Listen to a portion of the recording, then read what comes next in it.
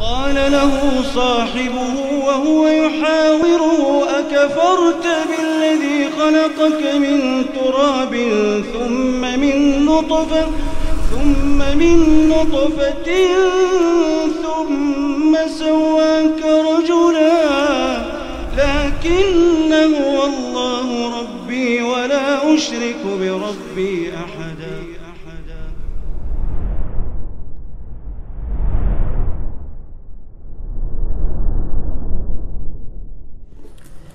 Bismillahirrahmanirrahim. Alhamdulillah. Wassalatu wassalamu ala Rasulillah wa ala alihi wa sahbihi wa man tabi'ahum wa man wala. Amma ba'd.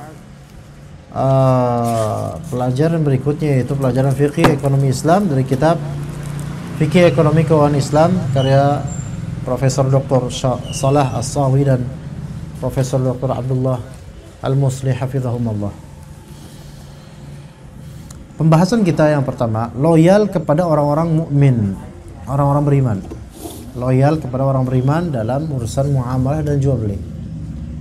Seorang pengusaha muslim meskipun sudah melanglang buana ke seluruh penjuru bumi dan sudah menguasai barat dan timur dengan usaha yang dijalaninya, namun dia tetap bagian dari umat Islam juga. Itu yang vital sekali. Kita ini bagian dari umat Islam.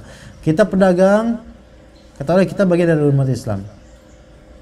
Ia tetap harus mengusung dalam hatinya loyalitas, kecintaan dan pembelaan terhadap umat ini. Ya. Ia tetap menjadi juru nasihat bagi umat Islam. Tetap mencintai kebaikannya, tidak menyokong musuh umat atas umat itu. Jadi juru nasihat bagi umat Islam walaupun dia pakar ekonomi dan perdagangan, tetap mencintai kebaikan umat Islam dan tidak menyokong musuh umat atas umat Islam. Jadi kalau misalnya ada umat Islam bertengkar dengan orang-orang kafir, maka jangan bantu orang-orang kafir ini, malah justru kita bela orang-orang Islam. Sehingga dalam melakukannya usahanya, ia tidak akan bekerja sama dengan musuh-musuh Allah untuk melakukan hal-hal yang membahayakan umat Islam. Iya. Tapi di sini ada tafsil ya tentunya, tidak semua musuh Allah Yahudi Nasara kafir itu kemudian kita apa? Kita nggak mau bermuamalah dengan mereka, enggak. Kalau antum dagang kulakan, sementara grosir yang murah itu toko kelontongnya si ko siapa ya? Koniman misalnya. Ya, kemudian Koniman jadi nama obat, Konimax nanti ya. Ya, ko fulan gitu kan. Ini bagus nih kalau sama koko ini nih. Murah. Ya, gitu kan. Maka ini enggak masalah. Ini tidak masalah.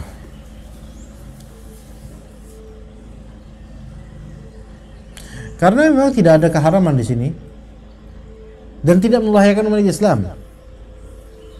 Ya.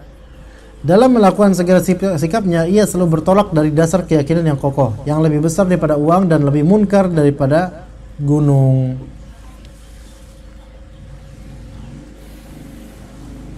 Ya. Gitu, jadi harus punya keyakinan bahwa Islam ini lebih besar daripada sebatas antum punya dana dan laba. Keyakinan itu mencanangkan dalam hatinya sikap al-wala, loyalitas dan al-bara, sikap antipati. Akar keyakinan itu semakin diperdalam oleh puluhan nas yang diriwayatkan berkaitan dengan persoalan ini. Berdasarkan semua penjelasan sebelumnya, seorang pengusaha muslim tidak berhak mengadakan hubungan bisnis dengan pihak-pihak yang jelas memaklumkan perang terhadap Islam, nggak boleh. Walaupun hanya dengan verbal kalimat, nggak boleh. Ya. Di sini bagaimana memaklumkan perang, mengadakan hubungan bisnis dengan pihak yang jelas memaklumkan perang terhadap Islam. Misalnya produk kopi, Starbucks misalnya, ya. Apa kasusnya mereka? Mendukung apa? LGBT, taib. Apakah mereka memaksudkan dengan itu memerangi Islam? Nah, pertanyaannya. Ya zahirnya namanya pro LGBT berarti memang ada menyinggung dengan agama Islam ya, tata agama Islam di negeri ini, masya Allah gitu. Tapi apakah mereka memang bisa kita vonis mereka itu memerangi agama Islam? Enggak kan? Seandainya mereka memerangi agama Islam, maka mereka tidak akan meng-hire pegawai dari kalangan kaum muslimin. Jadi itu bukan masalah mereka pengen memerangi Islam, bukan. Tapi sikap mereka yang memang seolah bertentangan dengan Islam, atau memang bertentangan dengan Islam, cuma tidak bermaksud memerangi. Maka kalau kayak gitu, kalau dalam taksil ini, ya, kalau jelas-jelas memaklumkan perang dalam Islam, perang terhadap Islam, dan jelas-jelas menampakkan permusuhan terhadap umat Islam, maka nggak boleh kita kemudian. Nah, ini menampakkan nggak permusuhan kaum Islam? Tidak. Tapi sekarang masalah rendang. Tahu nggak masalah rendang belakangan ini, kawan? Rendang babi, ya? Itu sudah 2 tahun lalu sebenarnya, dan sudah di-close oleh pemiliknya. Baru mencuat kemudian diramein sama orang. Sebenarnya itu udah lampau, itu udah 2 tahun lalu. Ya. Tapi sekarang tentu kita ini loyal kepada orang beriman. Tetapi kita juga jangan, ya gimana ya? Memang kalau masalah rendang ini ada kaitannya dengan syariat bagi orang Padang. Bukan hanya rendang, segala usaha yang menzohirkan bahwa usaha itu mengatasnamakan Minang, ya, maka itu dianggap terjamin halal, karena mereka punya prinsip dasar syariat dalam patenkan halalan makanan. Dan itu luar biasa, sangat baik, Masya Allah. Ya, kita Jakarta enggak, Bekasi, Jatisampurna enggak ada kayak gitu-gitu. Padang, ya, itu salah satu kelebihan dengan kekurangan yang kita tahu, ya. Itu kelebihannya, Masya Allah. Jadi pastikan apa? Halal. Tapi kemudian ketika ada rendang haram, babi, dan mengatasnamakan masakan Minang, gimana kira-kira? Maka reaksi kan kemudian dari ikatan orang-orang Padang itu, bahkan ada yang meminta supaya ditaruh di ranah hukum aja. Tapi itu sudah berlalu. Menurut antum, akankah kasus rendang Padang ini menjadi mukaddimah untuk kasus berikutnya? Menurut antum gimana, ikhwan? Kita nggak bisa menerawang masa depan. Cuman kalau kita melihat kebiasaan orang-orang fasik, kafir, itu kan test the water, mengetes gimana. Kalau nggak bisa, pakai trik lain nanti dengan hilah Yahudi, ya, gitu. Ada lagi. Iya. 2 tahun berlalu baru sekarang muncul lagi. Sengaja diangkat atau biar ngasih info ke masyarakat? Semua masuk, alasan itu semua masuk, Pak. Sengaja diangkat demi politik masuk juga.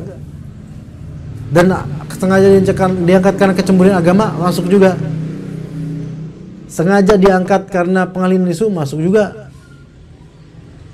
Iya. Tapi kepentingan politik ada. Karena pada ujung-ujungnya juga ke politik. Hanya saja orang tersebut membuka dulu masakan apa namanya? Babi sate babi gulai rendang babi itu. Saya yakin tidak ada maksud untuk mendiskreditkan Islam. Sebenarnya, cuman dia salah tempat. Dia sedang memakai tools yang mana itu tuh kental dengan keislaman orang-orang Sumatera Barat. Jadi ya salah tempat aja gitu, salah media aja, salah cara. Ya. Namun ya wajib untuk orang-orang kafir ini kemudian men-take down hal-hal seperti itu supaya tidak ditiru oleh orang lain. Taib. Jadi ini apakah menampakkan permusuhannya? Tidak. Ya. Maka bermuamalah dengan yang seperti ini tidak masalah, insyaallah. Baik, kemudian seorang usahawan muslim tidak boleh mengadakan usaha penjualan daging rusak atau makanan yang sudah kadaluarsa, nggak boleh. Kalau dia tahu apa itu untuk dimakan, daging rusak. Pakai kak, kalau nggak pakai kak boleh. Daging rusak. Dagingnya udah rusak, udah busuk. Bisa nggak itu terjadi di mana? Di sektor apa? Ikan atau apa? Udah rusak dagingnya. Rusak. Daging sapi atau daging ayam, daging Tidak hanya daging sih Pak emang, tapi kadang-kadang nasi goreng, nasi mungkin basi atau bekas berapa hari lalu gitu kan. Nah, atau supaya ada videonya penjual nasi goreng, kemudian digerebek kayak dapurnya dan dilihat bagian sambalnya itu apa namanya, udah kurapan ini apa namanya, tempat sambalnya itu udah jelek sekali, banyak jamurnya gitu. Masuk ke sini, nggak boleh mengadakan usaha seperti itu, ya. Orang pasti tersinggung kalau ini gimana ini kok kotor kayak gini. Mencuci piringnya di comberan misalnya. Oh itu di India itu. Iya dia pakai tangan. Udah kulitnya mungkin legam hitam dan kemudian belum keringatnya itu netes hijrah ke makanan. Kemudian habis itu dia obok-obok dan kemudian apa ya, Astagfirullah, sayur res-resan dari ini apa namanya, apa hasil pers dari apa gitu itu. Bahkan ada yang diketekin dulu, kemudian terus habis itu piring buat makan jemaahnya itu dicucinya di comberan dan comberannya itu agak hitam. Itu nggak kebayang loh. Masya Allah. Bener terjadi itu. Ada video-videonya nih Pak. Masya Allah. Terus kemana kuci-kuci hotahe itu? Ketika nyanyi kan mewahnya luar biasa. Tapi kok kita lihat itulah, makanya itulah alhamdulillah atas nikmat Islam. Di Islam, innallaha la yanzuru ila suwarikum wa amwalikum. Enggak melihat dari gambarannya, dari hartanya, enggak ada kasta-kastaan dalam Islam. Ya. Nikmat sekali. Maka sampai bahkan dalam Islam, dalam bayar fidyah, dalam beristri pun pakaian dan makanan itu sesuaikan dengan kemampuan kalian, dengan bagaimana biasanya kalian. Iya. Ketika suami misalnya terbiasa makan yang standarnya itu 50.000 sekali makan, maka istri pula kasih itu. Gitu kan. Iya kan ya? Iya. Paham enggak? Iya. Kalau antum biasa misal makan ricis harian dan itu mustahil, maka istri antum harus serupa dengan makanan ricis harian itu. Putra misalnya antum biasa setiap hari makan hokben, ya, dan itu guncang bumi kalau memang kayak gitu terjadi. Maka istri antum seperti itu. Lihat bagaimana musawat dalam Islam. Iya, sesuai dengan kebiasaan makanan antum. Ya. Mengadakan usaha penjualan daging rusak atau makanan yang sudah kadaluarsa hanya karena mengejar keuntungan dunia yang didapatkannya dari jalan penuh dosa tersebut. Taib, sekarang begini ikhwan. Madu yang ada BPOM-nya, ya kan ada logo BPOM-nya itu kan udah terverifikasi tersertifikasi atau misalnya. Dan dari pihak BPOM itu mengharuskan adanya date production dan date expired, ya kan? Dan para pengusaha madu mereka bilang, mereka bersepakat bahwasanya pada hakikatnya madu itu tidak ada date expirednya. Tapi karena ini produk komoditi dagangan, maka perlu ada date expirednya. Peraturan. Taib. Sekarang kalau misalnya madu ini dan itu madu murni, asli murni, date expirednya ternyata 1 Agustus 2022. Namun antum masih jual di tanggal 5 Agustus karena belum laku. Apa hukumnya di situ, ikhwan? Nah. Ayo, satu. Expirednya tertulis 1 Agustus karena dari usia produk awal tercipta tertuangnya atau terperasnya itu udah berapa tahun, maka expired tanggal situ ditentukan oleh BPOM harus sekian tahun harus diberikan expiration.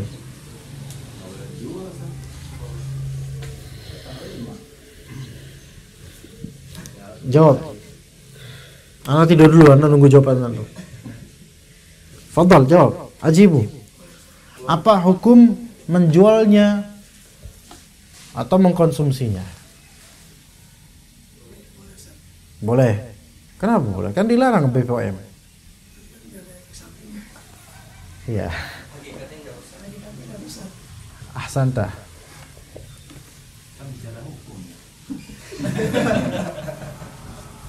Susah. Mulai terjadi khilafiyah. Satu bilang boleh karena tidak ada efek samping. Satu bilang jangan karena ini kita sedang dalam bicara hukum. Hukum maksudnya hukum positif. Dan bahkan dalam hadis Nabi SAW, al-muslimuna ala syurutihim. Gimana tuh tabrakan gitu? Melanggar aturan tadi. Ya. Gimana? Taib, sekarang gini. Kalau antum gak jual, antum minum, boleh atau tidak? Boleh. Kenapa boleh? Kan Nggak ada efek samping. Nggak terhubung dengan aturan tadi. Saat Nggak. dijual batasnya sampai tanggal. Taib. Kalau ngasih ke orang, akhi ini buat antum, tapi udah expired, boleh atau tidak? Boleh. Boleh. Karena nggak ada efek samping dan karena di luar konteks jual beli. Iya. Pertanyaannya, apakah dalam hukum itu dilarang memperjualbelikan barang yang sudah ditetapkan expiration-nya?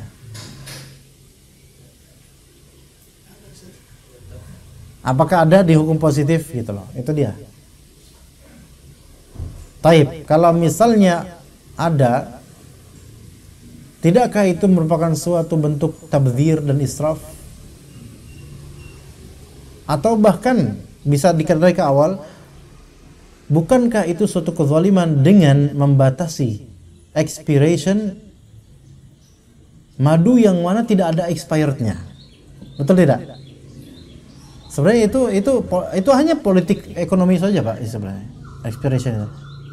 Politik ekonomi, benar.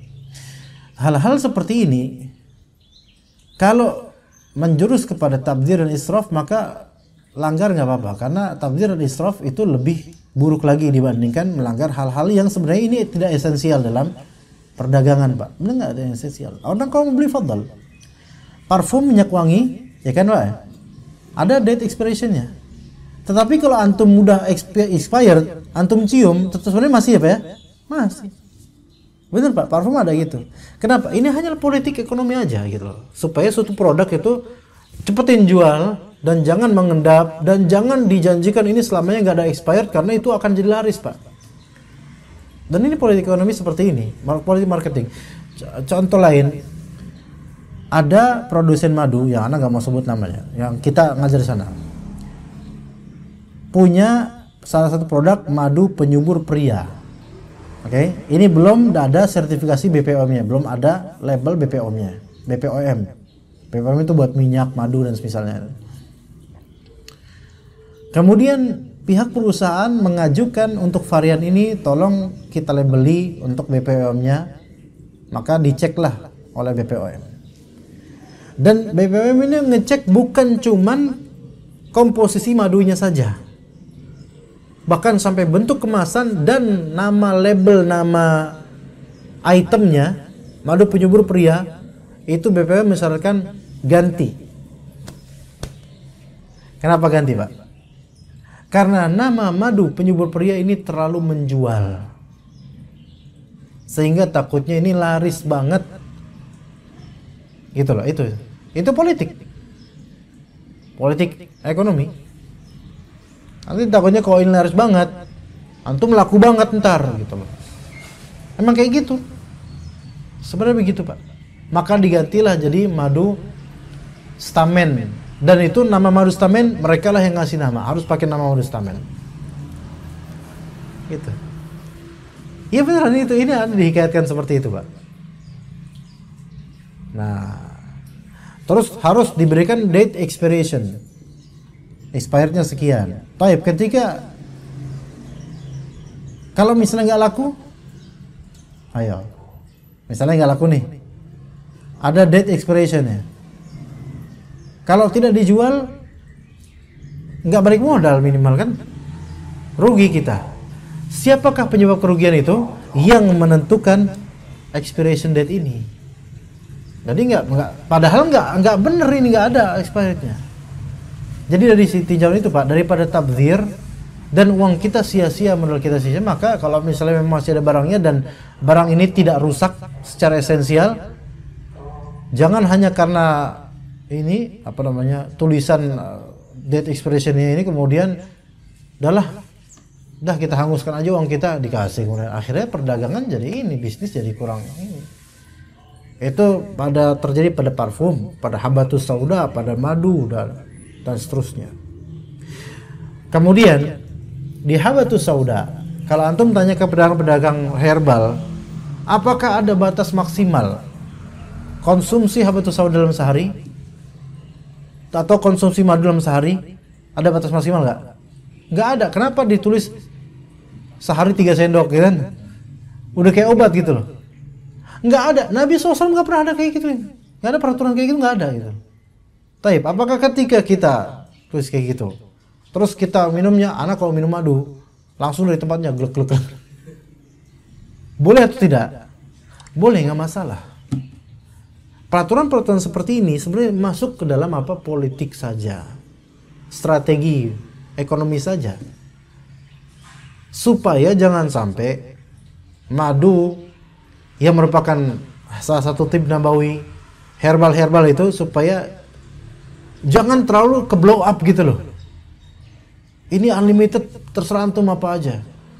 Tapi sekarang peraturannya, kalau ini strategi juga, politik marketing juga.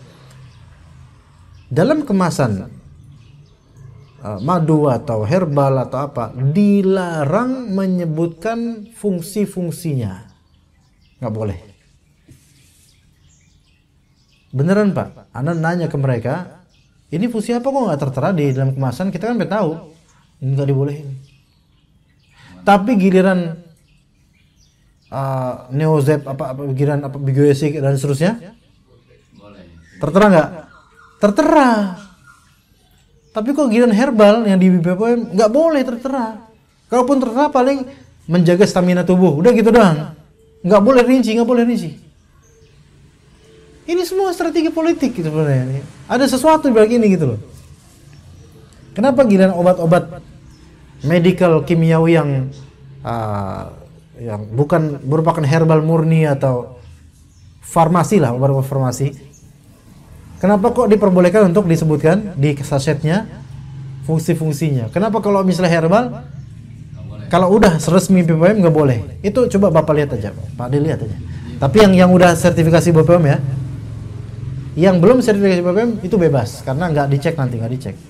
Cuman ketika disidak bisa kena, mana ini ya gitu. Saya lihat. Kalau obat kimia ada sertifikasinya Ustaz? Dari mana itu? Oh, itu harus Pak. Itu kan masuk ke dalam farmasi itu. Itu justru lebih ini lagi Pak, lebih bahaya lagi kalau ke sidak Pak. Itu lebih bahaya lagi kalau sidak. Makanya mereka harus ada logo-logo atau simbol-simbol hijau, biru, merah itu kan ada tuh Pak. Nah, itu sebetulnya. Maksudnya yang memberi sertifikasi itu mengizinkan ada keterangan manfaat obat itu di kimia kan? Sedangkan Itu. herbal kan enggak kan? Itu anehnya. Kan sama-sama diperiksa itu. Nah itu anehnya kenapa? Ini yang tadi kita bilang, itulah strategi marketing mereka supaya obat farmasi ini tetap balance. Karena kalau misalnya obat herbal itu lebih dicintai, maka ya Anda yakin obat-obat farmasi itu makin sedikit, ya nggak laris. Iya nggak laris. Coba kemarin ketika COVID, ya, mana dokter yang betul-betul menyebutkan madu, rempah, habatus sauda, kustul hindi apalagi? Nggak tahu kan kustul hindi apa. Walaupun belum tentu penyembuh juga sih, tapi minimal kan itu kan sebagian orang merasa mendapat manfaat dari itu. Jadi kembali ke yang tadi, makanan yang sudah kadaluarsa, nah itu kan nggak boleh kita mengadakan usaha makanan sudah kadaluarsa. Tetapi ketika kadaluarsa tersebut hanyalah suatu manipulasi dari peraturan yang esensinya tidak kadaluarsa, maka sebenarnya tidak ada masalah dengan itu. Iya, nggak ada masalah dengan itu. Ya. Bukan dari resiko kesehatannya sih. Bukan. Karena memang hakikatnya nggak ada kadaluarsa. Madu itu nggak kadaluarsa, Pak.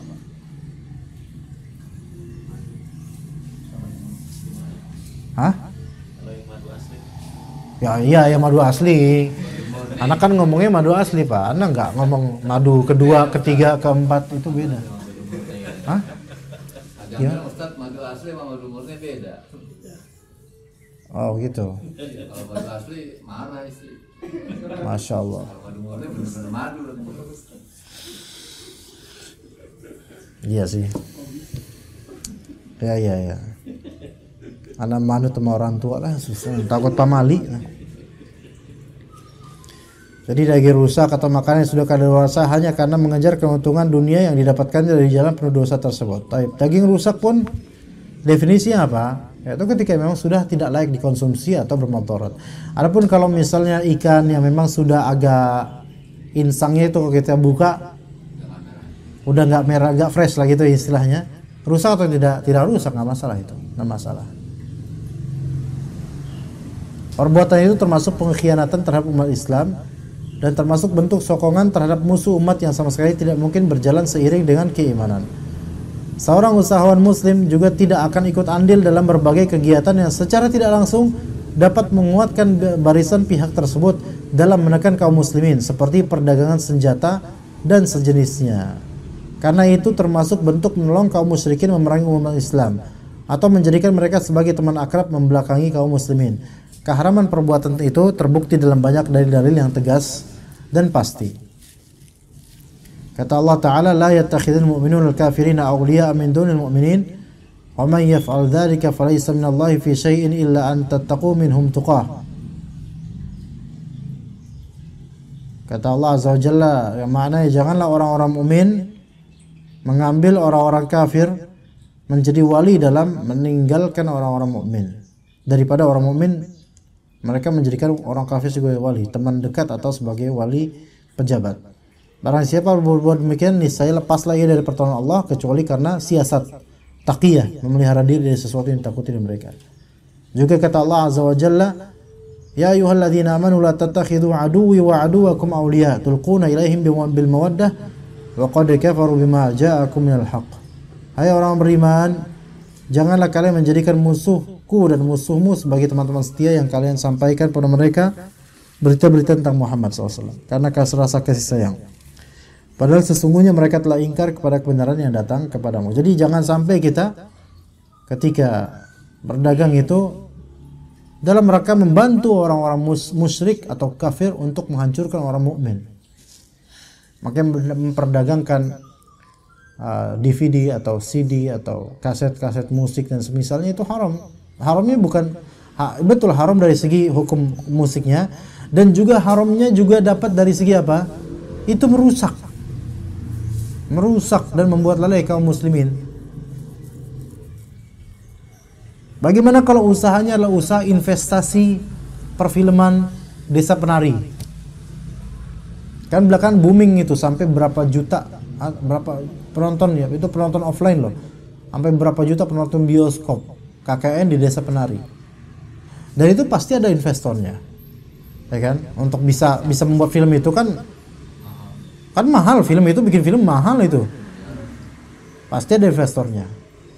Taib. Misalnya usaha. Usaha di sini udah usaha menghancurkan kaum muslimin dari segi akidahnya. Ini sama dengan membantu orang-orang kafir dan musyrikin untuk menyuburkan akidah mereka di tengah-tengah kaum muslimin. Ya, mereka ini haram, penghasilan mereka, investasi haram, tidak sah investasi mereka. Ya begitu ya kawan sekalian. Baik. Mungkin cukup sampai sini insyaallah. Wassallallahu ala nabiyina Muhammad wa ala alihi wa sahbihi ajma'in. Subhanakallahumma bihamdika asyhadu an la ilaha illa anta astaghfiruka wa atubu ilaik. Wassalamualaikum warahmatullahi wabarakatuh.